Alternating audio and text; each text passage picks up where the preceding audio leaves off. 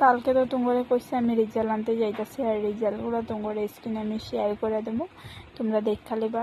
আমার মাইয়ারটা ফার্স্টে মানে 2টা পাতা জুনটা আছে, এটা হলো আমার ছেলে, এটা আমার ছেলে, আর ওইটা আমার মাইয়ার হয়। সেকেন্ডটা হলো মাইয়ার। কেরম হয়েছে ছেলে মেয়ের রেজাল্ট কেরম করছে প্লিজ কমেন্ট করো।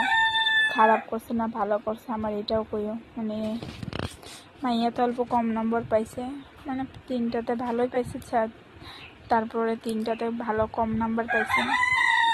যাই পাইছে এতটুকু বাচ্চা, একটা হলো 8 বছরে ঢুকবো আর একটা হলো 5 বছরে ঢুকবো, এতটুকু 2টা বাচ্চা যে এতটুকু ভালো নম্বর করছে, এতটুকু আমি ধন্য।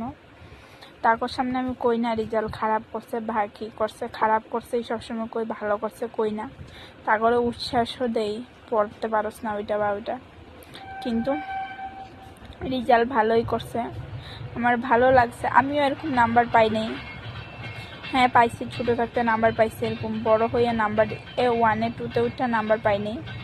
সবে কইছে কি স্কুল থেকে কইয়া দেয় বা ওইটা কিচ্ছু স্কুল থেকে কয় না। আগে জানতাম আমি স্কুলে কইয়া দেয়, ওখানে স্কুলে মানে মানে মিসের থেকে জিগাইছি, কইছে না স্কুল থেকে তো কই না আমরা, মানে তা সব দেখে মানে নিজেই করে। আর ছেলে তো ছোট, যা কইছে তাই লেখা দিছে, মানে ABCD লিখতে কইছে এটা লেখা দিছে।